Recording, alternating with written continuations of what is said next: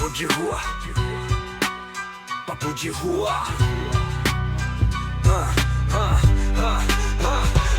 Salve, salve podcasters arruaceiros! Hoje mais um programa Papo de Rua Podcast, um programa especial dentro daquela série de programas especiais que a gente tem feito, rodando aí, né, vários eventos, cidades e acontecimentos. E hoje nós entramos aqui na campanha do Outubro Rosa. Estamos aqui direto do Hospital da Mulher, no centro de São Paulo. E hoje aqui com a Rê, apresentando o programa comigo. Certo, Tudo bem? Rê? Tudo bem, Bob? Tudo bem, pessoal? Estamos aí no Outubro Rosa, né? O mês aí que fala da conscientização do pré-diagnóstico do câncer de mama, né? Muito importante. Estamos aqui com a Alessandra Rocha, que é voluntária aqui no Hospital da Mulher, e com a doutora Daniela Setti, que é ginecologista e especialista na saúde da mulher. Muito obrigada, viu, pela presença de vocês. Eu que agradeço. Obrigada. E, gente, vamos lá, eu quero saber primeiro por que Outubro Rosa? Começando do básico. Do básico, por que surgiu Outubro Rosa? O Outubro Rosa, ele veio como uma campanha, né, internacional. Ele iniciou como um laço rosa, né? Foi uma corrida, né? Foi uma corrida com um laço rosa, mostrando a importância do autocuidado, do conhecimento, né, das suas mamas, para a gente fazer um diagnóstico. E aí ele acabou sendo difundido pelos Estados Unidos todo e acabou vendo pro Brasil e para os outros países. E o primeiro monumento, não sei se vocês sabem, o primeiro monumento que ficou cor-de-rosa aqui em São Paulo, aqui no Brasil, foi aquele Deixa que eu empurro, sabe, no frente do Parque do Ibirapuera? Sim. Foi o primeiro monumento rosa no Brasil. Que legal. Foi quando o Brasil acampou o Outubro Rosa. Que pra mim, eu sempre digo, eu acho que o Outubro Rosa é maravilhoso, mas eu acho que pra gente é um ano rosa. É isso aí. Verdade. É um ano. A minha luta, a luta do Hospital da Mulher, né, todos os mastologistas, é o ano rosa, porque essa luta é constante. Até porque o câncer de mama, ele é o câncer com maior índice no mundo inteiro, né? Então... Exatamente. O câncer de mama, ele só perde pro câncer de pele do câncer de tipo pele. não melanoma. Né, não melanoma. E o que a gente está percebendo? A gente está percebendo, assim, o câncer de mama, a maior incidência dele é acima de 50 anos, né? Quanto mais idade, mais o risco. Mas a gente está percebendo que a idade está diminuindo. Então, a gente tem atualmente já estudos que mostram que 40% das pacientes diagnosticadas atualmente têm menos de 50 anos, né? Então, eu acho que até é uma informação, eu acho que esse Outubro Rosa também, sabe por que ele é diferente dos outros? Por quê? Porque na semana passada, o SUS, ele autorizou, ele mudou a idade para o início do rastreamento do câncer de mama. Então, antigamente, a mamografia era feita dos 50 aos 69 anos de idade. E a semana passada, ele passou a ser dos 40 aos 74 anos bianual. Então, olha, parabéns. Eu acho que nós, assim, ganhamos muito. Eu já tenho uma dúvida. Pois não. A doutora falou que a idade está diminuindo, está aparecendo nas pessoas com menos idade. Mas isso é por quê? Porque elas estão fazendo mais testes, mais prevenção? Ou qual que é o... Então, o câncer... Pode ser uma... Então, o câncer de mama, ele é 10% genético, né? 90% é do modo de vida das pessoas. Então, existem N fatores, né? E aí foi feito um estudo. Esse estudo incluiu vários hospitais públicos e privados do Brasil. E aí foram avaliadas mais de 2.000 mulheres. E dentro desse estudo, chamado de Amazona, 41% dessas pacientes tinham abaixo de 50 anos. Então, acredita-se que seja mais do modo de vida, então, e principalmente em cidades grandes, né, onde a vida é muito corrida. Os fatores de risco principais, assim, para as pacientes desenvolverem câncer de mama, todo mundo pensa que é genético, mas não é. Não é. Então, cigarro, alimentação, obesidade, sedentarismo, exatamente, né, é um dos fatores mais importantes. As mulheres estão tendo filhos mais tarde, né? Então, a gravidez, o número de gestações, ela protege. Então, se você tem um filho mais tarde, o risco aumenta. Então, acredita-se que seja por conta disso, né? Eu acho. E eu li também que tem a ver com um índice de hormônio, né? De estrogênio e progesterona no organismo. Outro fator é você menstruar muito cedo e você entrar na menopausa muito tarde, né? Então, o número de ciclos menstruais acaba sendo um fator de risco. Sim, acaba sendo um fator de risco. Nós falamos da idade, né? Que é 50, agora um pouquinho menos. Exato. Eu tenho 37. E eu tenho um nódulo que me acompanha aí já tem uns 5 anos. Que todo ano eu faço exame para saber como ele tá. Por enquanto tá tudo bem, graças a Deus. Mas é isso, eu tenho 37. E já tenho um nódulo pequenininho, mas eu tenho. Acredito que seja porque... com relação a hormônio, né? Eu tomo pílula anticoncepcional de uso contínuo, então meus níveis hormonais devem ser uma bagunça, e aí acabou que resultou nisso. Então é bem familiar. Quero te dar os parabéns. Te dar os parabéns por quê? Porque você está acompanhando. Muito atento. De 6 em 6 meses é regra. Esse é o segredo. Exatamente, é o acompanhamento, é procurar um médico, né? Se autoconhecer, fazer os exames. Parabéns, é isso mesmo. Continue acompanhando. Nós falamos do SUS, tem uma coisa muito bacana no SUS também, que é a lei dos 60 dias, né? Isso ainda existe? Existe, né? Existe. E a partir do diagnóstico, você tem 60 dias para começar o tratamento, né? A quimio, rádio, cirurgia, se for preciso, 60 dias. Olha, o SUS, ele tem umas leis muito legais. Eu sou 100% SUS, eu sou muito fã do SUS. Fã, sim, do SUS. Eu acho que ele funciona muito bem. Existe uma lei, que é a lei da biópsia.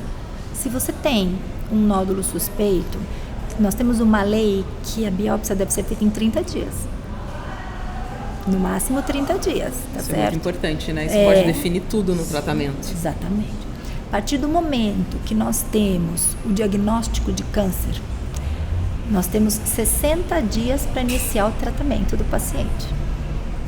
Certo? Então, aqui nós cumprimos essa lei, em todos os serviços onde eu trabalho, nós cumprimos essa lei rigorosamente, porque quanto mais rápido, melhor. Quanto mais rápido, melhor. Exatamente. E tem uma outra lei, que eu não sei se vocês sabem, mas para mim ela é maravilhosa, que é a lei da reconstrução mamária. Sim, depois do tratamento, depois né, de todo o processo. Essa lei, ela veio cada vez evoluindo mais e agora ela chegou assim, um top. Então a primeira lei dizia que o paciente, ele teria direito a fazer reconstrução mamária. Porque, gente, vocês imaginaram que uma paciente perde a mama? Sim. Né? A mama é o símbolo da feminilidade, da sexualidade, é a mulher, né? E aí, como é que você faz para você devolver aquilo para aquela paciente? Então, a primeira lei dizia assim, o paciente tem direito à reconstrução, mas não dizia quando, né?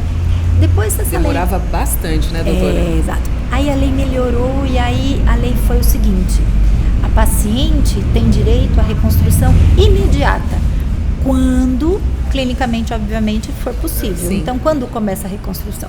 Já no momento em que tira a mama. Não é uma etapa única? Não. Mas já começa, né? Depois veio a lei, essa também é bárbara, da simetrização. O que é a simetrização? É você arrumar a outra mama. Porque mesmo que você reconstrua uma mama, se você não simetrizar, elas continuam diferentes. Continuam diferentes. Não é? E aí a paciente chegava pra gente e falava, nossa, doutora, mas eu reconstruí, mas elas ainda estão diferentes. E é verdade. Fica mesmo. E agora com essa lei, a paciente sai muito feliz. Né? Porque ela recupera. Então, às vezes, sabe o que eu falo para os pacientes? Às vezes não é por quê. Tem umas que falam assim para mim, sabe? Por que eu tenho a doença? Eu falo, às vezes não é por quê. É para quê. Para quê? Para quê? E eu vou te dizer, tem inúmeras histórias, assim, muito boas.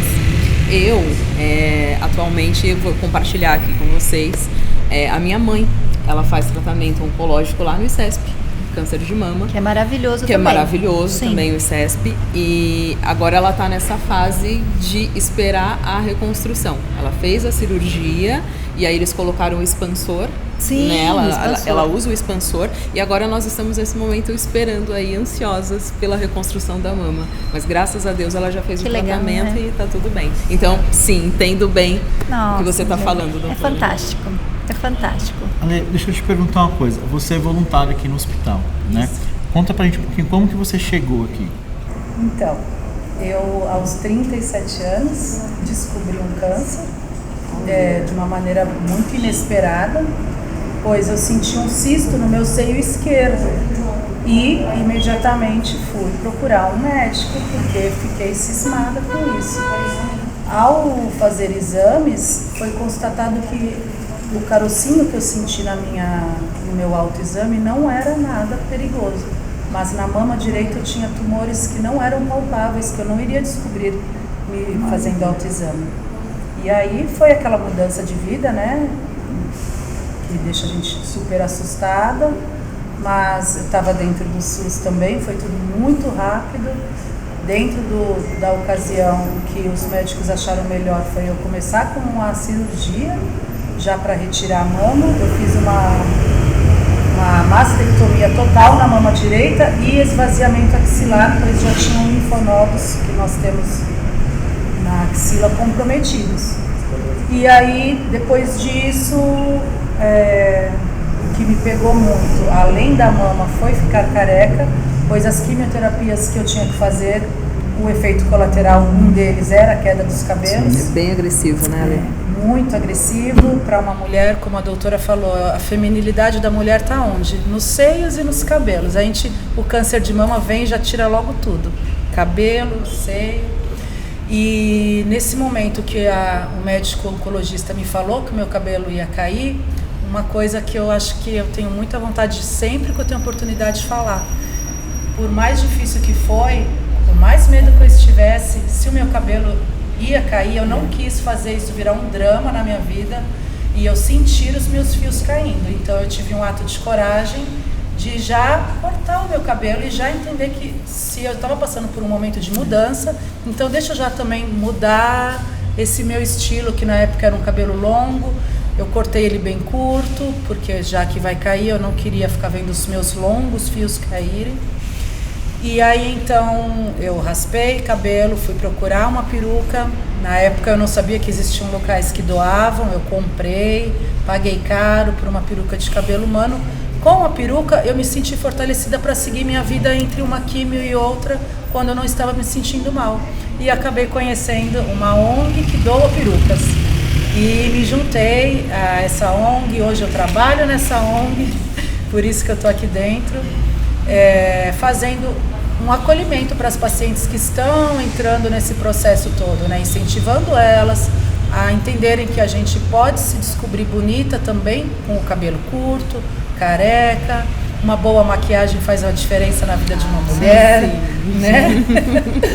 A gente, quando passa um batom, passa uma sombrinha, a gente já consegue se olhar no espelho, se sentir bonita, se sentir ali nós mesmos. Autoestima, né? Se fortalecer e seguir adiante com o tratamento que tem começo, meio e fim. Eu sou prova viva disso, né? E estou aqui para ajudar hoje as pacientes, contar minha história, fortalecer mulheres, incentivar elas a se cuidarem, porque os exames preventivos fazem toda a diferença. Eu tive medo e eu conheci nessa minha história de 11 anos para cá, pessoas que quando descobrem o diagnóstico entram em pânico e vai para casa e não vem procurar ajuda. Exatamente, não e tratam. E quando vem, às vezes aí o negócio já está, né, doutora, de uma maneira que... Isso acontece muito. Muito. Nesse processo todo que você passou, o que você acha que você pode deixar de alerta, de incentivo até para o pessoal que está assistindo a gente aqui? Então, é isso. O que foi mais difícil? Assim, eu acho que é tudo ao mesmo tempo. É o medo físico, né? De perder mama, cabelo, mas tudo isso vai voltar. É um tratamento igual é remédio que a gente lê lá os efeitos colaterais. Tal remédio vai te dar uma dor de cabeça. Mas isso vai passar. E a vida é muito valiosa, eu amo viver, sempre gostei, sempre fui uma mulher alegre, feliz. Então o que me fortaleceu é a minha vontade de viver. E fazer as coisas mesmo com medo, porque o medo não pode nos paralisar, ele tá aí para nos mostrar que se eu tô sentindo medo é porque eu gosto muito do que eu tô com medo de perder. Eu gosto muito de viver, então para viver é um tratamento, me passa o tratamento, eu vou fazer, com medo mesmo, porque dá certo. Se a gente faz o que a gente é orientado a fazer direitinho, além do tratamento ter eficácia, você vai durante esse tempo todo conhecer pessoas que vão te fortalecer também. Rede de apoio é muito importante e aproveitar esse tempo para se autoconhecer, rever coisas. Eu costumo falar muito para as pacientes, é um tratamento que ele vai além do físico, você acaba tendo um tempo de analisar o que está estranho na minha vida ou não, o que eu posso aproveitar agora para melhorar ou não, tirar ou colocar. Valorizar outras coisinhas, exatamente, né? É isso aí. Perfeito. Doutora, ela falou que é um processo que vai passar e vai voltar. Mas hoje até, o que a gente tem já na área médica é garantido que sempre tem reverso a partir independente do ponto que descubra. Olha, tem uma... Câncer de mama, o que a gente quer, né? Qual que é a bandeira do Outubro Rosa? A bandeira do Outubro Rosa é detecção precoce, né? Então, quanto menor a gente descobrir aquele tumor, maior a chance de cura daquela paciente, tá certo? Então, por isso que a mamografia, ela é muito importante. Ela é o exame mais importante, não tem outro exame que substitua, tá certo? Então, se você pega um tumor menor do que 1 centímetro, né, que a gente fala da janela mamográfica, aquele tumor ainda que não é palpável. É esse que a gente quer pegar. Sim. Né? Porque se a gente pega ele bem pequenininho, a chance de cura é maior que 90%. Entendeu? Então, eu acho que o tamanho, né, é fundamental para que você consiga ter a regeneração depois. Sim. E apesar, assim, a partir de que idade é muito importante começar a fazer a mamografia? Porque, assim, no caso da Lê, ela teve um diagnóstico que não foi palpável. Então, assim, fazendo o autoexame, ela não ia perceber nada. Então, precisou da mamografia. Isso pode acontecer com outras pessoas também, né? Eu faço o autoexame na minha casa, não estou sentindo nada, fico tranquila. Exatamente. Então, acho que prevenir mesmo, né? A partir dos 30, 35? Então, você sabe que não, né? Eu estava conversando exatamente isso com ela hoje já. A mamografia, tanto pelo SUS quanto pela Sociedade Brasileira de Mastologia, Federação Brasileira de Ginecologia e Obstetrícia, deve ser feita a partir de 40 anos. Quando que a gente faz antes, né? Quando a gente é considerado uma paciente de alto risco. Aí a gente começa, né, a fazer antes, né? Basicamente, pacientes de alto risco, a gente tem algumas ferramentas que a gente coloca a nossa idade, o nosso antecedente, se bebe, se fuma, se teve filho, se não teve, e existe um risco que essa calculadora mostra pra gente. Mas basicamente no SUS, a gente não faria essa mamografia. Não faria, né? Não. Mas, o que aconteceu? Ela teve um nódulo palpável na outra mama, que foi o que chamou a atenção. Foi o que chamou a atenção. Exatamente. Agora, tem uma coisa que eu falo sempre. A paciente, ela tem que conhecer as suas mamas. Tá certo? Sim. A paciente tem que fazer... Antigamente, o autoexame, ele era como uma política de saúde pública única, né? Então, você deveria se autoexaminar e se você não descobrisse nada, você não precisava procurar um médico. Agora não mais, né? Se você, mesmo que você não perceba nada, você deve procurar um médico. Agora, você teve muita sorte. Né? Acho que era pra eu acho não, eu tenho como que eu descobri uma missão de vida, né? Porque a minha mãe virou peruqueira. Eu virei voluntária e amo estar aqui todas as quinta-feiras, ajudando as mulheres que estão começando esse tratamento, morrendo de medo. Se está com medo, não tem problema. Eu tenho a coragem por você, vem cá, vamos lá, faça o que tem que fazer. É uma missão mesmo. Então, é um propósito, é uma história fora da curva, realmente, de ter conseguido descobrir dessa forma. E eu pedi muito, eu questionei muito, eu falei para a médica que estava me examinando, que também falou, mas se não tem caso na família, não é o que você está pensando. Não mas precisa pelo amor se de Deus, doutora, eu não vou mais preocupar, conseguir viver se eu não fizer, se eu ficar com essa dúvida.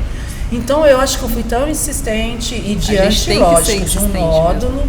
Que ela falou, tá, vamos pedir uma mamografia, vai. E aí ela mesma se espantou. Olha só. Quando viu que... Coisa, né? Sim. Mas não é todo paciente que tem essa postura de falar, não, eu quero fazer. O rastreamento realmente ele é feito pela mamografia a partir de 40 anos. A não ser que seja uma paciente de alto risco. E assim, não pode pedir um outro exame? Uma ultrassom, uma ressonância? Porque no meu caso, por exemplo, eu descobri numa ressonância. O seu nódulinho, né? Foi numa ressonância. Você sabe que as diretrizes, elas dizem o seguinte... se você for uma paciente de alto risco, sim, você deve começar a fazer a sua mamografia antes dos 40 anos. E aí existe o ultrassom, que é um exame complementar, e a ressonância magnética também, tá? Se você seguir à risca a diretriz, né? E se você for uma paciente de alto risco, você faz mamografia e você faz ressonância, né? A ultrassonografia, ela entra se a ressonância não puder ser realizada. Agora, no SUS, nós não temos ressonância para todos os pacientes. Então, o ultrassom acaba sendo uma ferramenta importante para a gente. Importante, né? Sim. Agora, eu tenho uma pergunta, acho que vocês duas podem me ajudar com isso, porque assim, a gente falando do tratamento, do quanto afeta, do quanto mexe com a vida da mulher, qual a importância do acompanhamento de terapia? Porque a gente entra numa outra questão. O que esse diagnóstico pode causar? É a ansiedade, às vezes a depressão. Então, qual que é a importância de você ter um acompanhamento com um psicólogo? E aí? Bom, para mim foi fundamental. Foi por conta própria. 37 anos, meu filho tinha 10 anos de idade, minha mãe 64 anos, chorando mais do que eu chorava conforme as coisas, eu tendo que ajudar a acolher minha mãe. Aí eu falei, não, minha cabeça tem que estar forte para eu lidar com isso. Vou procurar uma psicóloga. E encontrei uma psicóloga incrível que realmente me ajudou em todas as etapas. Por conta, pós-cirurgia mastectomizada, lidar com essa questão de entender o meu novo corpo, digamos assim, né? Agora vai fazer as químios, vai cair o cabelo. Como entender que eu tenho que lidar com as pessoas e comigo, né? Mesmo. E o meu filho, como vai ser? Me ver careca. E a psicóloga, na época, ela me falou, vai vivendo um dia por vez. Não fica pensando, como vai ser quando eu tiver que pegar um metrô? Como vai ser quando eu sair do banho? E aí eu fui, vamos viver o dia de hoje? Sim. Então hoje, hoje, né? Hoje caiu todo o cabelo. Então, não estou gostando do que eu vejo. O que eu posso fazer com isso? Peruca, lenço, turbante? Deixa eu ver. Gostei de peruca. É com a peruca que eu vou enfrentar o mundo. Enfrentei. E as pessoas? A primeira vez que eu tinha que pegar um metrô de peruca, o medo da peruca voar. E o meu filho, meus sobrinhos, tia, pode pegar? Não. Se você pôr a mão na peruca, eu vou sofrer muito. Se você ver o careca do nada, que eu vou... Então, se comunicar, né? Se comunicar, e a terapia que me ajudou a eu me comunicar com o mundo e ir lidando com a situação no meu dia a dia. Eu acho que é essencial. Olha só, quanta coisa, né? Quanta coisa. Tem relação, né? Talvez esse acompanhamento com a terapia com um índice de sucesso, né? No tratamento. Sim. Não, e essa história, a gente que está do outro lado, escutando ela falar, né? Eu posso pôr a mão? Não, não pode. Põe a peruca, depois põe o lenço. Aqui, da parte mesmo do tratamento, eu digo que o tratamento do câncer de mama ele é multiprofissional, né? Então, é o médico, o psicólogo, é o fisioterapeuta, é o enfermeiro, é o assistente social, nutricionista. Né, são vários profissionais envolvidos para a gente ter sucesso no tratamento. Isso que eu acho extremamente importante. É tudo junto, não é uma tudo coisa junto, só. não. A gente tenta oferecer tudo, né, para o paciente, porque é tudo muito difícil. Porque não é uma coisa só, né, doutora? Porque a repercussão, ela é física, ela é emocional, ela é social. Né? Nossa. Quando você vai dar um diagnóstico, eu vou te dizer, eu já teve vezes de eu parar. Teve uma vez de uma jovem que me impactou muito, porque ela tinha, o sonho da vida dela era montar um buffet para festas de casamento, veja, e ela montou. E aí ela investiu tudo que ela tinha. E ela chegou para mim e a gente fez um diagnóstico de um câncer grande. Ela era muito jovem, né? E você imagina pra gente também que tá do outro lado e vai dizer aquilo para aquela pessoa. Eu vou te dizer, eu saí do consultório, eu respirei, depois eu voltei, porque eu sabia que ali, né, a gente ia impactar. Então, precisa de muita ajuda, precisa de todos os profissionais. E nessa hora, a psicóloga me ajudou, assim. Hoje essa paciente está ótima, tá? Essa paciente está curada. Essa paciente está com o buffet dela. Olha, ela deu uma legal. pausa, sim, ela deu uma pausa, parou por um tempo, mas depois ela teve força para retomar. E ela fala, olha, eu acho que o câncer veio, e porque o que é legal? Depois quando a pessoa tem cura, ela teve a cura, você escutar, igual a gente está escutando ela. Porque você vê depois a pessoa numa super frágil. Quando ela volta, tem pacientes que chegam e falam, obrigada por eu ter tido essa doença. Eu falo isso, por mais chocante que seja. Não é? Já vi muito isso acontecer. Sim. Eu já vi mudanças e mudanças de vida. Impressionante. Impressionante. Né? Impressionante. Doutora, como que é essa relação de médico e paciente? Porque, querendo ou não, às vezes você acaba se envolvendo, de repente, mais sentimentalmente, alguma coisa assim. Como funciona? Assim? Nós somos Precisa de uma terapia também? Nós somos treinados, né? Então eu acho que o médico, eu acho que é assim.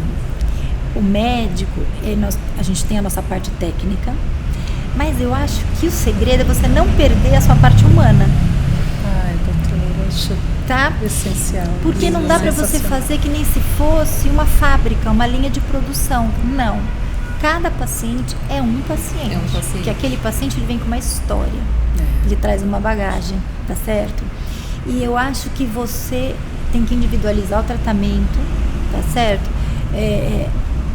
Quando você diz não se envolver, é você conhecer aquela pessoa, é você saber lidar com aquela pessoa, tá certo? E você tratar com profissionalismo, mas com muito respeito e individualizar. Saber que cada pessoa é uma pessoa porque ela é mãe de alguém, ela é avó de alguém, Filha de alguém. ela é filha de alguém, ela é esposa de alguém, às vezes ela é médica de alguém. Não é? Verdade. Às vezes ela é professora de alguém.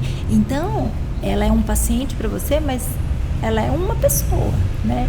Então, eu acho que para você ter um sucesso na medicina, eu acho que é isso. Você ser técnico, estudar muito, estudar todo dia. Mas você não perder o seu lado humano. O lado humano. Sabe? Sim. Eu acho que aí você consegue ter sucesso. E porque aí também como é que eu vou dizer pra você? Eu sou muito realizada. Eu sou uma pessoa muito realizada como médica, tá certo? Eu tento não perder aquele lado humano. E depois quando você dá um diagnóstico, a pessoa volta. E por exemplo, eu tô vendo ela agora aqui. Gente, ela tá ótima. Maravilhosa. Não tá maravilhosa? Tá maravilhosa. Obrigada. Eu falei pra ela quando ela entrou aqui, você tá maravilhosa. Então, você mostra pra mim que vale a pena. Sim. Entendeu? Sim. Eu falo pra você antes que vale a pena e você tá me dizendo que vale a pena. Tá mostrando, tá aqui. Você tá aqui vale mostrando. sim. Então, assim, você é Vale mais um muito a exemplo pena. pra mim. Não é? Sim. Então é muito legal. Né? Vale a pena tudo isso que a gente faz. Exatamente. E a doutora falou, né, de manter o lado humano. Você, como voluntária aqui no hospital, já teve alguma coisa assim que te marcou mesmo? Nossa, e assim, todas as o que vezes. é mais prazeroso para você aqui como voluntária? O abraço da paciente falando assim, nossa, obrigado, agora eu tô me reconhecendo nesse espelho, agora eu tô gostando do que eu tô vendo, ufa, consegui raspar, porque é uma das coisas mais difíceis para a mulher, né? Sim. Ter que tirar algo que era o amor da vida dela, aquele cabelo que ela amou, cuidou, hidratou durante tanto tempo. Sim. Então, isso daí, eu falei isso para uma paciente ontem, que foi o meu dia de voluntariado aqui. Vocês me fortalecem. Eu conheci ontem uma paciente que é caminhoneira. E ela pôs a peruca, ela falou, nossa, eu vou sair por esse Brasilzão agora, com a minha peruca. Eu falei, aí sim. E ela tava toda murchinha a hora que entrou na sala, desconfiada. essas perucas aí, não sei não. Será que isso fica bom? Não vai ficar cara de artificial? Falei, não, eu vou te mostrar que tem os truques para não ficar artificial, né? Sim. E aí, e mulheres também assim, não é tudo só peruca não, porque um belo de um lenço, Um turbante dá um poder Ai, numa tem umas que mulher, ficam lindas. gente. Ou um brincão, Fica né? linda, Fica bem bonito. fica com um visual assim empoderado. É verdade. Os acessórios que a gente também fala, olha, põe um brinco, passa um batom Passa um nessa batom. boca. Hoje em dia tem até adesivo de sobrancelha, eu descobri isso aqui dentro, eu não sabia. Quando eu tive o câncer, eu passava o lápis, aí ficava uma sobrancelha torta, outra assim, assado. Agora é uma tatuagem, Uma né? Aquela igual tatuagem de não é? infância Fica que com você os colocava fios. assim. Fio do chiclete, É, né? do chiclete. Igual do chiclete. E fica muito legal. muito perfeito, realista, gente. muito. Fica perfeito, fica muito legal. E o sino? Os cílios, sino. o quê? O sino. sino. O sino aqui desse hospital Você foi lá é ver? um Você momento viu o quando sino? elas acabam todas as químios, vi. pode tocar o sino, A tem hora um que sino ele ali. toca. E aí, assim, uma pessoa que já pensou, acabou de receber o diagnóstico e fica, meu Deus, não, esse tratamento, será que vai dar certo ou não vai? Aí daqui a pouco ela vê uma paciente que acabou Sim. ali, terminei. É uma festa, gente. Ó, Ali. tô- É Aquilo quando, me quando falar. acaba todo Acaba o processo, tratamento. o tratamento. Aquilo me arrepia. É, não, eu Aquilo também, me eu tô toca. falando Tem aqui como como não eu tô. arrepiar, é emocionante. Não tem É como. impressionante, gente. Porque- Simbólico, né? É demais.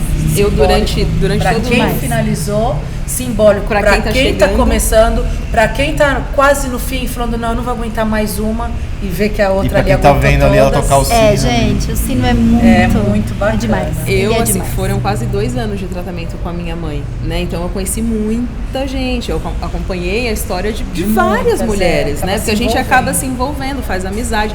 E aí esse sino, Não é esse demais? sino é demais, assim. É sensacional. Ele é demais. Realmente dá uma alegria muito grande Olha, quando a gente tá lá no gente. hospital e aí ela vai lá e toca o sininho, Nossa, é é. lindo. Eu tenho 25 anos de formada. Vou dizer uma coisa pra vocês. Até hoje, quando eu toco sino, pra mim é um sino único, assim. É. Me emociona É uma toda vitória vez. muito grande. É uma vitória. E é uma vitória coletiva. Fica É. todo mundo muito feliz. É. Foi uma luta Tem com paciente muita que gente, nesse né? dia da última quimio traz o marido, filho, aí todo Sim. mundo toca junto. Ai, que coisa linda. demais. gente. É demais. Falando de família, marido, filho e profissão também, como que impacta quando, por exemplo, você descobriu que tinha, né? E aí, o que te impactou na sua rotina, na vida, Pois tanto é, profissional, quando eu tive família? a certeza do diagnóstico, até eu ter a certeza, entre esse momento de eu passar com a médica e ela pedir os exames, e eu fazer a biópsia e realmente ver que era um câncer que tinha que fazer todo o protocolo de tratamento, eu não contei nada para a minha mãe. Eu sou mãe solo, eu morava e moro ainda com meu filho, que na época tinha 14 anos, e eu tentei só contar para eles a hora que eu tinha certeza. Tive certeza, aí fui contar para minha mãe, e ela desabou. Aí eu me vi ali cuidando, acolhendo quem eu queria o colo, né? Sim. Com o tempo, aí ela foi lidando melhor com isso. Meu pai é vivo também, me fortaleceu, trouxe livros, minhas primas foram essenciais. A minha mãe tinha que ficar trabalhando para me ajudar a continuar. Eu sou autônoma, então não tive para onde recorrer e as dívidas chegam, o aluguel tem que pagar e tal. Então a minha mãe trabalhava por 2, uma mulher maravilhosa que sempre foi forte e foi essencial nesse momento. As primas vinham comigo, me traziam nas químios, acompanhavam. A rede de apoio, eu acho que se estende de família, né? Família é quem nos acolhe. Então, amigas que foram essenciais neste momento. O namorado da época ajudou até onde ele conseguiu, depois ele não conseguiu, ele fez como grande parte dos homens que a gente também conversou sobre isso, que não sabem lidar, não sabem conversar, e em vez de falarem não estou conseguindo te ajudar, eles somem, desaparecem como uma fumaça no ar. E então... fica aí, vocês todos. não é fácil. Não Ah, foi só rapaziada. um, foi 2. 2 namorados fizeram isso na época, mas que hoje são meus amigos e a gente... eles também se você me sentiram muita contou culpa isso, né? depois. São seus amigos hoje. Depois que eu já estava curada aí, pra lá e pra cá, a Vivona... Ale, eu preciso falar com você, me perdoa por tudo. Daí a gente conversou e aí sim conseguiram se abrir, os dois, a mesma coisa. Não tinha força de te ver daquele jeito. Então tá, né? Falta um apoio, né? Mas é isso, eu tive outras pessoas. Quando eu conheci o pessoal da ONG, que me convidou para ser voluntária, essa ONG me acolheu, foi uma rede de apoio. Então a rede de apoio é essencial, né? A família é essencial. A gente está ao mesmo tempo dando força e recebendo força. Eu falo muito para as pacientes que é importante você também verbalizar. Por exemplo, sempre fui, não eu, uma mulher que sempre foi dona de casa e não quer deixar de fazer a comida para o marido e para o filho. Gente, não é hora de você pensar em marido e filho, é hora de você pensar em você. Em você. O câncer ensina a gente a se priorizar. Não é hora de você pensar, coitado, ele vai sofrer e a casa, não. Deixa a casa. Se moram com outras já, pessoas, né? essas pessoas, é a oportunidade dessas pessoas aprenderem a também fazer uma comidinha, lavar um banheiro, porque a gente tá fragilizada, vulnerável, cansada, com a cabeça a milhão, né? Não tem como pensar nessas coisas, né? Não dá. Porque a repercussão não é só para paciente, é para família pra também. família, né? E aí tem que, Modifica essa família tudo, tem que sim. fazer o papel de família nessa hora, né? Exato. E atualmente nós temos 4 tipos, né, de câncer de mama. Ou eu dei uma lida e aí eu cheguei Você tá nessa dizendo informação. dos subtipos histológicos, Isso. os luminais, Isso, né? isso. Na verdade, quando a gente vai explicar para o paciente, a gente explica que o câncer ele tem um nome e sobrenome, né? Isso. Não é assim? Falar. Então, existe uma primeira parte da biópsia que sai, que é onde ela diz que a paciente tem um câncer de mama. E aí, qual que é a pergunta que mais vem? É maligno? Sim, todo câncer é maligno, tá certo? E aí, depois, existe uma segunda parte da biópsia, que é o sobrenome do tumor, que nós chamamos de imunistoquímica. A imunistoquímica, sim, existem 4 subtipos, luminal A, B, triplo negativo e o HER2, né, super expresso. E para que serve? Essa imunistoquímica, ela é um norteador para o tratamento, tá certo? Então, nós pegamos essa imunistoquímica e nós avaliamos. Parte desses tumores, dessa imunistoquímica, nós começamos operando, né? Porque não é sempre que a gente começa operando. Tem pacientes que a gente começa fazendo quimioterapia antes de operar, sim. certo? Então, essa imunistoquímica norteia e fala, olha, então esse tumor aqui sim, nós podemos começar operando. Esse tumor, a paciente vai ter muito benefício se nós fizermos a quimioterapia antes, tá certo? Então, realmente existem esses subtipos histológicos, nós chamamos de subtipos histológicos. Sim. Acho que foi isso que você leu, né? Foi. Isso, e aí é para isso que serve. Né, existem uns que são mais agressivos, né, que nem o triplo negativo, o HER2, né, que acomete pacientes mais jovens. E existem uns que são um pouco mais controláveis, né, os luminais. Então a gente precisa sempre desse resultado para nortear o tratamento. É aí que começa. Tá certo? E você sente que a campanha Outubro Rosa faz diferença?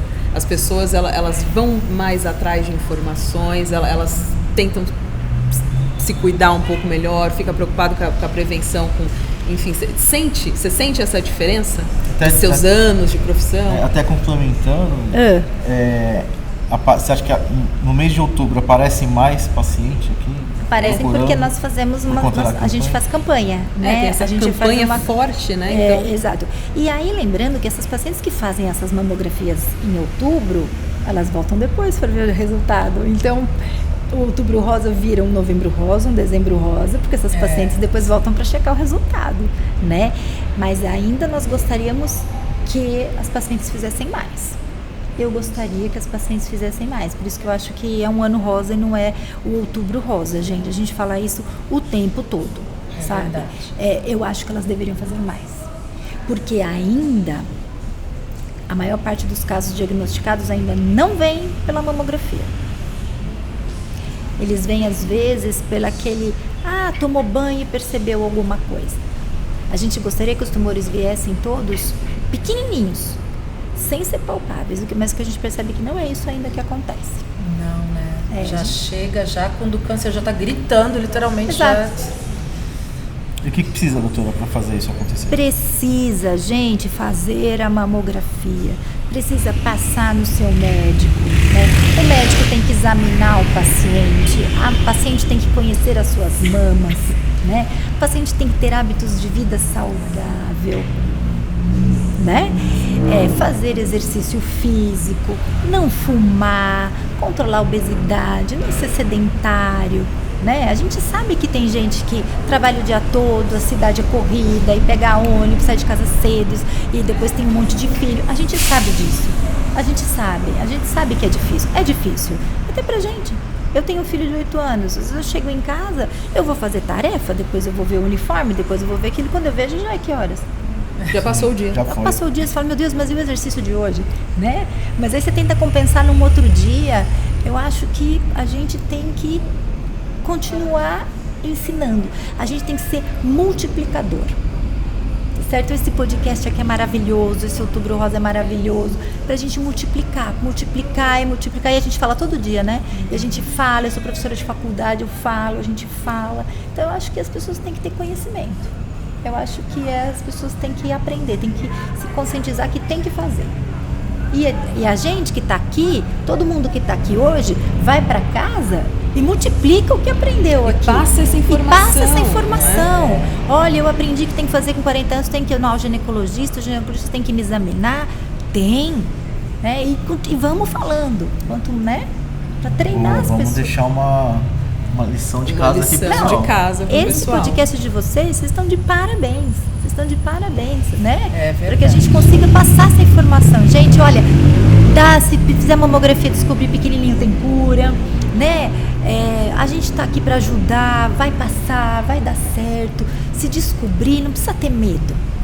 Tem um monte de paciente que tem medo, não precisa ter medo. Acolhida, vem, né? gente, a gente trata, não fica escondendo, né? É isso que eu acho.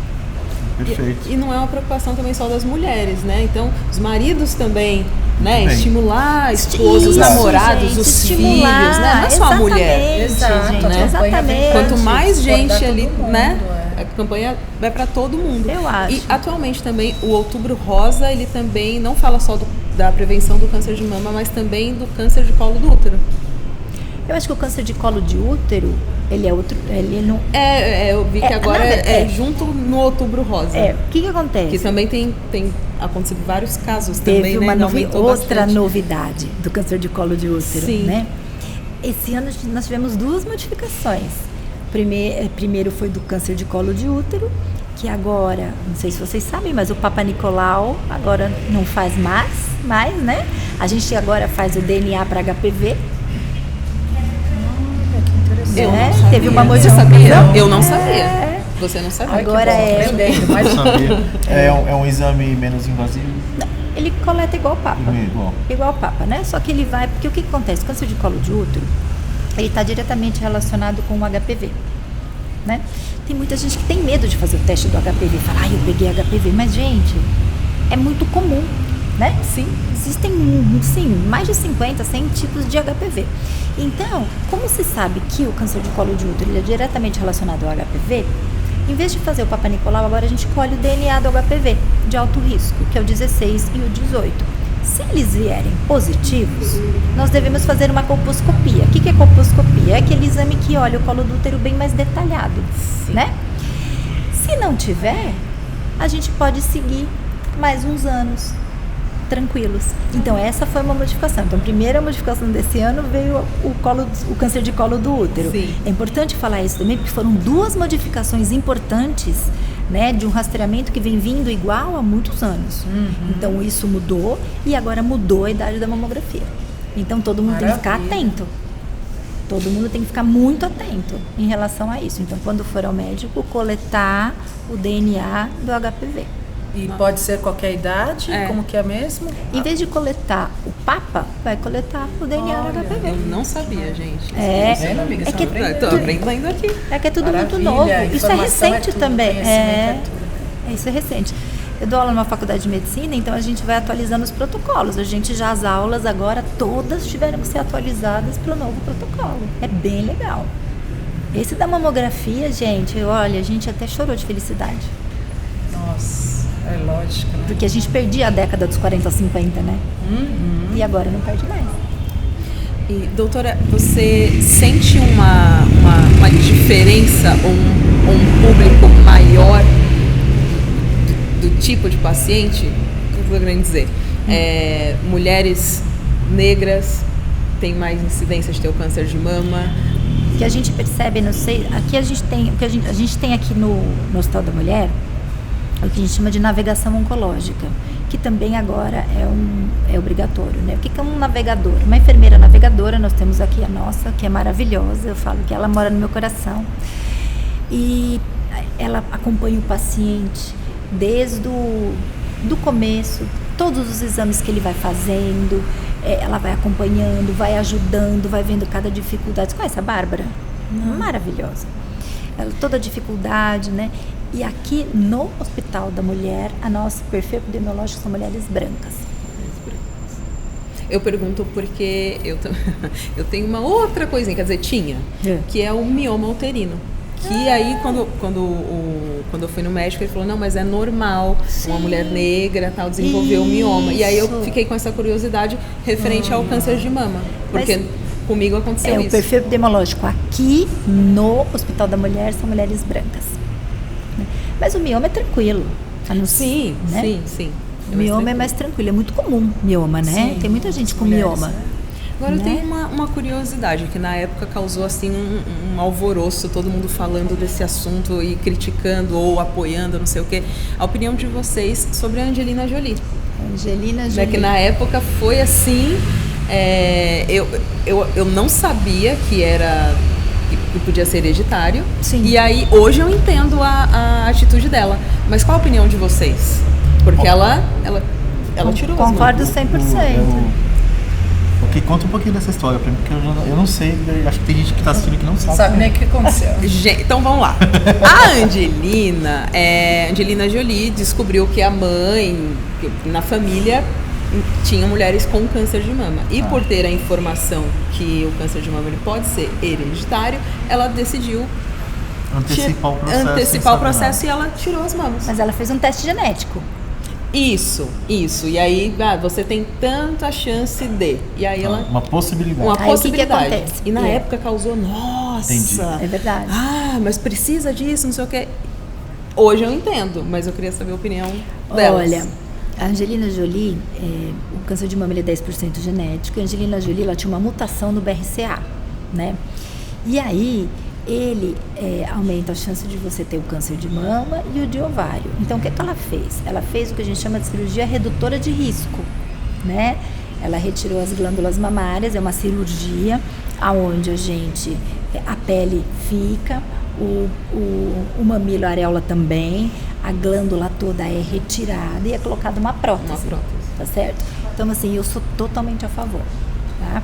Pacientes que são mutadas, sim, tem indicação. E depois ela tirou o ovário. Sim. Né? Sim. Porque a mutação era mama e ovário. Eu sou a favor. Que bom. E você, Amir? Eu também sou totalmente a favor. E eu acho que a gente tem que ter o respaldo dos médicos, né? Quando eu tive o câncer, ela tinha feito isso fazia pouco tempo. A fundadora da ONG que eu participo fez essa cirurgia também, porque o médico entendeu que por conta dessa mutação, que ela tinha a probabilidade de ter, sim, era o melhor para ela.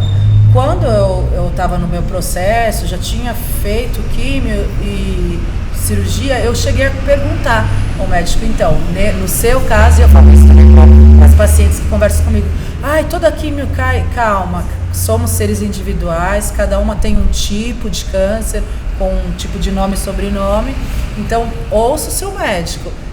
Para mim, no caso, falaram que não era necessário, que não era o caso, e passou. Se eu ouvisse que era, eu não pensaria duas vezes. Eu também não pensaria duas vezes. Eu já estou enfrentando mesmo, precisa fazer isso, faz. Até porque o SUS é maravilhoso, ele vai dar a reconstrução pra gente de uma forma ou outra, simetria, como eu mesma fiz, tudo isso.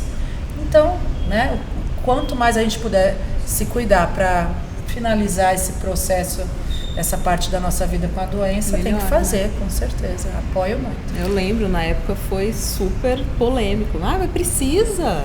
Ai, que exagerado. Falei, gente... certamente ela fez por intenção médica. Sim. Né? Ninguém vai fazer, né? Tem uns dois que fazem, mas enfim. Eu acho que deixar esse recado também, dizendo que, gente, existe a reconstrução, eu acho que eu percebo que é um medo grande das pacientes ficarem... Então elas preferem não procurar o médico de medo de ficar sem a mama. Mas sabe por quê, doutora? Não é uma informação que é falada. Eu não sabia. Eu soube dessa informação quando eu passei por isso. Minha mãe passou pelo tratamento e aí eu tive essa informação. Mas até então... Exatamente. Isso não é falado. Por isso que eu falo que essas ações aqui são bárbaras, pra gente explicar para os pacientes. Porque às vezes eu perguntei, mas por que a senhora não veio antes? Ai, doutor, porque eu não queria ficar sem a minha mama. Eu falei, mas a gente reconstrói. Ai, não acredito. Uma surpresa, né? A reconstrução, ela é viável em qualquer caso. A paciente precisa ter condição clínica para fazer, né, a reconstrução. Existe a reconstrução. Se ela não tiver no momento da cirurgia começar, ela tem direito de fazer o que a gente chama de tardiamente. Né? A reconstrução ela é feita em etapas. Né? Se ela não puder agora com condição clínica ou tamanho do tumor, não conseguir fazer agora, a gente faz num outro momento. Mas sim, é direito do paciente. Sim. E a paciente pensa que ela vai ficar mutilada. E não é o caso. E não é o caso, já faz parte do tratamento. Só que essa informação não é falada. Sim. Exatamente. Aproveitando outro ponto, que está falando aqui de dúvidas e tal, eu acredito que as pessoas devem ter muitas dúvidas de vários tipos. E acho que provavelmente você, doutora, deve receber bastante pergunta, assim, frequente de dúvidas, algumas coisas. Olha, o que eu mais vejo, a pergunta que eu mais vejo é se o câncer ele é maligno. Né?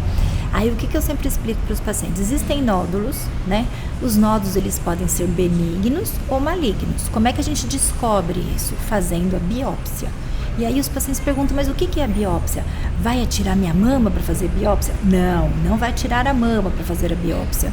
A gente consegue fazer, na grande maioria das vezes, com uma agulha, onde a gente coloca no nódulo e nós retiramos fragmentos daquele nódulo, tá certo? Faz uma anestesia na pele, né? E retira fragmento e manda para análise.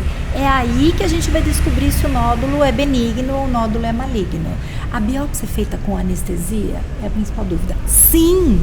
Sim, gente. Sim, gente, é feito com anestesia, a gente anestesia a pele. Tem paciente que, olha, vou dizer que tem paciente que fala, mas já acabou? A senhora vai começar? Mas acabou? Mas já? Então, né, esse estigma, essa coisa toda, né? Então, o que eles têm medo? Da biópsia, tem medo de não reconstruir, tem medo do que a mamografia dói. Aí eu falo, dói mesmo, mas é uma dor que vai valer a pena. Que vai valer a pena. Com certeza, né? Com certeza. Outro dia, até semana passada, recebi uma paciente que falou, doutor, eu faço qualquer exame, menos a mamografia. Eu falei pra ela, eu vou lá junto com a senhora. Eu falei, mas vamos dar uma apertadinha nessa mama aí, porque salva. Né? A mamografia, ela não previne. Tá? Isso é importante, ela não previne. Mas ela diminui mortalidade. Ela não diminui incidência, tá certo? Porque o que acontece? Se você for ter um câncer, você vai ter o câncer, ok? Porque não é a mamografia que vai prevenir. Ela vai conseguir detectar precocemente e por isso a mortalidade cai.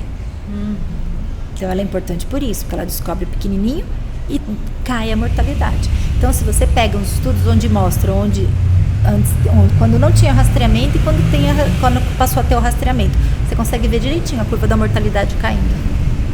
Eu tenho mais uma dúvida, eu sei que a gente tem. Só tem mais uma, prometo. O câncer dói? Porque às vezes, eu fiz o autoexame, senti o carocinho, mas não tá doendo. Então não preciso me preocupar. Doeu, eu tenho que me preocupar. Ele dói ou não dói? Então, você sabe que essa é uma pergunta boa, né? Muito boa. Olha, gente... Tá vendo? Eu gostaria que o câncer de mama doesse muito, assim. Pra poder Pra alertar, alertar. né? Nossa, meu sonho de consumo é que ele começasse a gritar, doer, não é Mudar, verdade? né? Apontada, Vai falar tô tratar aqui, logo, tô né? aqui, tô aqui. Mas infelizmente ele não fala tô aqui, tá certo? Quando ele começa a doer, quando ele fala tô aqui, é porque ele já cresceu um pouquinho mais, né? Então, no começo, ele pequeno, ele não dói. Infelizmente, ele Mas não é dói. por isso que você não tem que procurar. Exatamente. Não. Exatamente. Né? Gente, você fazendo o seu autoexame, ou seja, conhecendo as suas mamas, né? Você achando, encontrando ou não encontrando alguma coisa, você tem que procurar um médico. Tá certo? Porque o exame clínico, ele é extremamente importante. Você tem que ser, sim, examinado pelo médico. Mas dizer pra você que a hora que aquele câncer tá lá pequenininho, ele vai doer, ele não vai. Então, o que a gente aprendeu aqui? Acho que agora a gente tem que ouvir essa sua pergunta, uma resposta da pessoa que passou por isso. É Você verdade. teve dor em algum momento? do Doía processo, ele? desde o comecinho lá até o final do tratamento? Como foi? Então, eu acho que eu posso falar primeiramente só por mim, né? Sim. E todo mundo que assistir esse podcast tem que pensar isso daí. Cada história é única. Televisão, novela, filme, tem que chamar atenção, tem que emocionar. Então eles vão pegar pesado nos efeitos colaterais, porque é isso que vai causar a emoção em quem está assistindo. Não estou falando que não é fácil. Porém, para mim, os efeitos da químio ocorriam alguns dias entre um ciclo e outro, de 21 e 21 dias. Tinham dias que eu conseguia trabalhar, tinham dias que eu saía, eu sou uma pessoa que eu sou muito rueira, gosto de ir pro samba, gosto de viajar. Eu pulei carnaval com peruca entre uma químio e outra. Eu ia pra praia com roupinha me protegendo. Então a vida não vai acabar por conta do tratamento. Tem dias que você vai estar pior, aí você vai e faz tudo que os seus médicos te ensinarem a fazer. E vai valer a pena, porque o tanto de coisa boa que aconteceu na minha vida depois que eu passei pelo câncer, Mas eu lá faria atrás, tudo novamente. lá Todo atrás, tratamento novamente. Quando você procurou médico por conta de um nódulo na outra mama, não foi? Foi. Na mama que tinha o câncer, ele doía? Não, nada. Olha que danado. Nada. Tá vendo como ele é Nem danado? durante Fazia o o autoexame tratamento, nem nada. nas duas. E nunca senti. Durante o tratamento, nunca doeu. Olha que danado, Realmente, né? devia ser muito pequenininho mesmo, né? Os pois tumores, é. que não eram um só, tinham alguns não palpáveis. Então, Ele como trabalha ela em mesma silêncio, né? falou. Não é? Silencioso. É por isso que Quando tem que ele fazer o dói, exame. quando ele faz alguma... É porque já exatamente. Já explodiu, complicado. já. Por isso que existe Outubro Rosa, por isso que nós estamos aqui, por isso que tem que fazer mamografia. Buscar conhecimento. Né? Agora, assim, o que foi que a gente aprendeu? O que foi que a gente aprendeu agora? Prevenção. Prevenção. É a Prevenção. é É a chave. a chave chave. do negócio. Foi a Nossa. informação que veio e fixou, assim. Encarar, né? Detecção Encarar o que precoce, aparecer. descobrir pequenininho. Encarar o que É. aparecer na Exatamente. vida em nome de tudo que você já gosta da vida. É isso. É. Aliás, a vida, assim, quanto mais preventivo você tiver em todos os aspectos, em tudo que você faça, você vai estar melhor do que esperar acontecer alguma coisa, né? É Realmente. isso aí. Eu acho que é isso. E aí? Isso, gente. O Cara, pessoal tá ali falando que acabou. acabou, né? Já tô ali há foi. 5 minutos, já encerra, Pode tocar encerra. o sino, Mas tá tá com bom fome. aqui. Mas, assim, Mas é que é bom, né? É bom, acho que É ainda bom, deixa- é muito vamos bom continuar mais um aprender. pouquinho. então. Vamos ficar mais um pouquinho, Vamos, vocês vamos lá. vão... Doutora, vamos deixar um recado aqui pra galera de casa que tá assistindo, pra quem tá assistindo a gente. Vamos. O que a gente deixa de recado pra esse pessoal?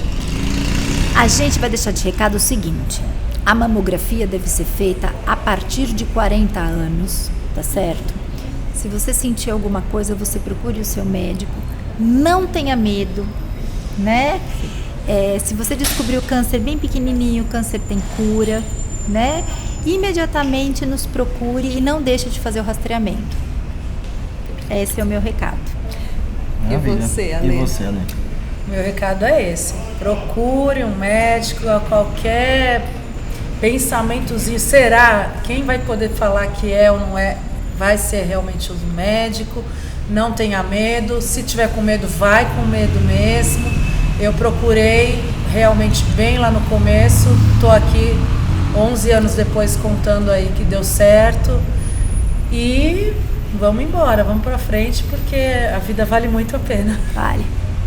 Muito bom. E você? Quer deixar um recado? Deixar um Lógico. recado? Gente, que programa, né? Que programa incrível hoje. Realmente, assim, é uma honra participar. Eu sempre gosto muito, né, de estar com vocês. E hoje realmente foi especial mesmo. E quero agradecer aqui a equipe R5 Filmes. Agradecer ao Hospital da Mulher, que acolheu a gente aqui. Agradecer o pessoal da Miss Rosé, que estava com a gente lá na ação, né, maquiando e tal, pessoal. E agradecer a Papilho, que também deu uma força pra gente. E deixar um recado aqui, realmente prevenção é tudo mesmo. E quero deixar um beijo aqui pra minha mãe, Dona Fran. Um beijo, você é uma guerreira, mulher maravilhosa, gente, sério. E agradecer também as nossas convidadas, gente, muito obrigada Eu por que vocês agradeço. estarem aqui com a gente. Vocês estão de parabéns. Eu acho assim, parabéns por lutar junto com a gente, parabéns por abrir esse espaço, parabéns por nos ajudar a ensinar, a multiplicar, parabéns. E você é uma guerreira. Obrigada. Olha, parabéns. Obrigada. É isso. E eu queria aqui agradecer também o Lucas, nosso produtor, Lucas, que ele nosso- fez isso aqui tudo acontecer. Ele é porreta. Toda a nossa equipe que está Nossa aqui, nossa Senhora. equipe técnica que está sempre com a gente aqui envolvida também, correndo para lá e para cá. Agradecer o nosso fotógrafo Thiago. Tiago, Fez- verdade. depois Cadê vai- o Thiago? Thiago tá por ali, ó. Ali. Tá lá, todo chique, né? Todo, né? Nunca vi uma pessoa tão elegante na Na minha vida. estica. Na estica, enfim. Eu amei as camisetas, amei o broche, o boné. É, Eu quero um boné, tá boné vendo? rosa, eu quero. E depois as fotos aí vão virar, parece que vai virar um calendário, pelo que eu entendi. Não, vai aí virar com um as calendário meninas. lindo, depois vocês vão ver. Enfim, várias coisas aqui, mas que a gente precisa agradecer a nossa equipe. Nossa tá? equipe Todo mundo. maravilhosa. E vamos deixar o recado aí para as famílias, para os maridos, para os namorados, né? Vamos apoiar essa mulherada aí que Exatamente. não é um processo fácil para todo mundo. Prevenção, gente. Prevenção não só nós mulheres, mas também Exatamente. todo mundo. Não É só na coletivo. prevenção, como no processo todo também De apoio. né? Isso aí. Que mais? Não deixe de seguir a gente nas nossas redes Muito sociais. importante. Não deixe de seguir a gente nas nossas redes YouTube, Instagram. O que mais? Spotify. Papo de Rua. Papo de Rua. DI. É isso aí, galera. Muito É bom. isso aí, gente. Encerramos Muito obrigada por aqui. mesmo. Encerramos Obrigado, por mais um aqui. Papo de Rua Obrigada. Muito especial. obrigada. Valeu.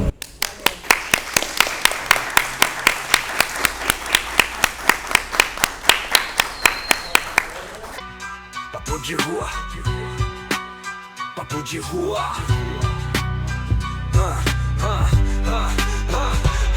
Caminhando entre prédios, voz forte na batida. Bota caste na esquina, discussões sem medida. Dando voz aos anônimos no meio da avenida. Disruptivo no flow, nossa fala é sortida. É parceria, compromisso, improviso na quebrada. Ocupando a cidade, nossa voz tá espalhada. Polêmico, sim, mas sempre consciente. A cultura do povo, do emergente ao permanente.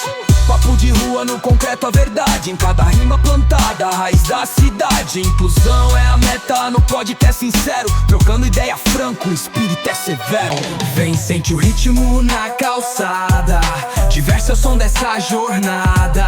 Com a galera que nunca para. Papo de rua que a cidade embala. Falar da vida com amor e destemor.